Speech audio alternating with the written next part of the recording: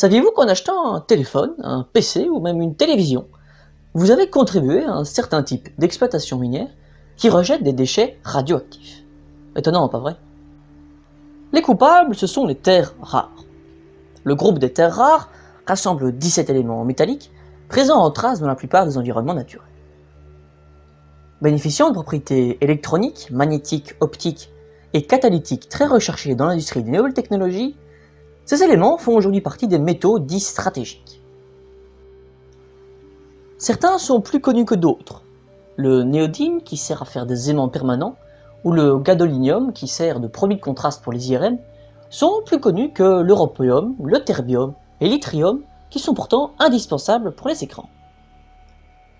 En fait, les terres rares ne sont pas rares à proprement parler, mais elles sont fort dispersées sur Terre et dans la croûte terrestre, et elles sont très complexes à obtenir car complexes à extraire du sol et à séparer les unes des autres. Attention, dans ce qui va suivre, je donnerai des tonnages de terres rares pures, mais aussi de concentrés de terres rares qui lui doit encore être raffiné avant d'être pur. Alors pourquoi leur extraction produit des déchets radioactifs? Déjà, comme pour toute extraction minière, l'extraction des terres rares produit des déchets, beaucoup de déchets, ainsi que de la pollution. L'extraction de chaque tonne de terres rares produit de 1300 à 1600 mètres cubes de déchets d'excavation. Et pour produire une tonne de terres rares, il est nécessaire d'employer 6 à 7 tonnes de sulfate d'ammonium et de 1,2 à 1,5 tonnes d'acide oxalique. Problème, sur les 170 000 tonnes de terres rares produites en 2018, 120 000 tonnes l'ont été par la Chine, où les normes environnementales sont quasi inexistantes et où l'extraction illégale pour le marché noir représente 40% de la production officielle chinoise. Direction la mine de Bayanobo dans la province chinoise de Baotou, en Mongolie intérieure. Nous sommes ici dans la plus grande mine de terres rares du monde qui produit plus de la moitié des terres rares chinoises. Ici, comme pour une grosse partie des terres rares, on extrait les terres rares d'un mélange de deux roches, la bastnaésite et la monazite. Or, ces roches contiennent de l'uranium et du thorium, deux métaux radioactifs. À Bayanobo, rien que durant la phase de broyage du minerai, 61,8 tonnes de poussière contenant du thorium sont émises chaque année. L'exposition prolongée aux poussières de thorium conduit à une augmentation significative des décès dus au cancer du poumon parmi les travailleurs de la région de Baotou. Mais ce n'est pas tout.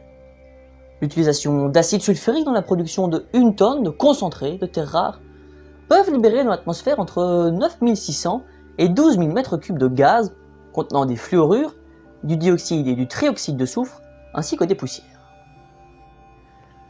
En plus de la pollution de l'air, il y a aussi une pollution de l'eau. En effet, les étangs de stockage des déchets ont causé une pollution des nappes phréatiques qui affecte les puits des villages environnants, l'élevage, l'agriculture et la santé des habitants. Tous ces effluents toxiques sont stockés dans un lac artificiel de 10 km3, dont les trop-pleins sont rejetés dans le fleuve Jaune.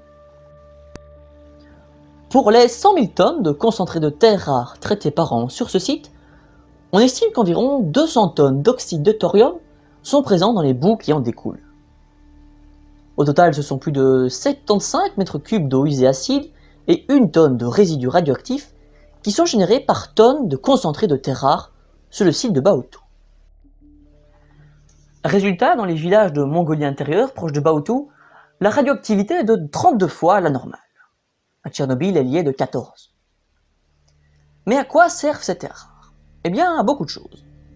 Dans ce petit schéma que je sors d'un rapport du Bureau de recherche géologique et minière, on peut voir quelles sont les applications des terres rares.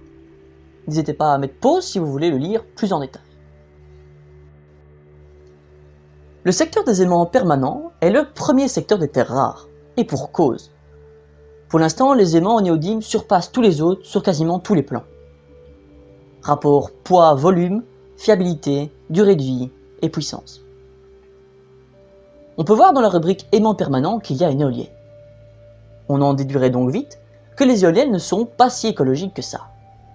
Et c'est vrai pour une partie d'entre elles, mais pas toutes. Les éoliennes à aimants permanents sont très peu répandues dans l'éolien terrestre en France, environ 3% du parc terrestre en 2018. En général, ce sont surtout des électroaimants qui sont présents dans les éoliennes terrestres. Le problème se situe plus dans les éoliennes offshore, en mer donc. Les derniers modèles d'éoliennes en mer, pour des puissances par machine de 6 à 8 MW, utilisent pour beaucoup des aimants permanents. Ceci leur permet de réduire les coûts des opérations de maintenance, mais également de réduire la masse et l'encombrement des nacelles, permettant ainsi de diminuer le dimensionnement du mât et d'un fondation, et du coup du prix. Pour une puissance d'1 MW fournie par le générateur, selon les technologies, il faut parfois jusqu'à 600 kg d'aimants permanents contenant 31% de terres rares. Une éolienne offshore pouvant atteindre plus de 7 MW de puissance nécessite donc à elle seule plus d'une tonne de terres rares. Heureusement, malgré le fait que le marché de l'éolien en mer est en forte croissance, il devrait rester minoritaire dans les années et décennies à venir, moins de 20% du marché global de l'éolien à l'horizon 2030.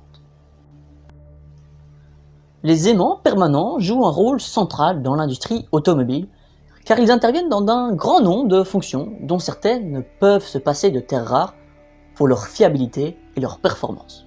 La direction et le freinage par exemple.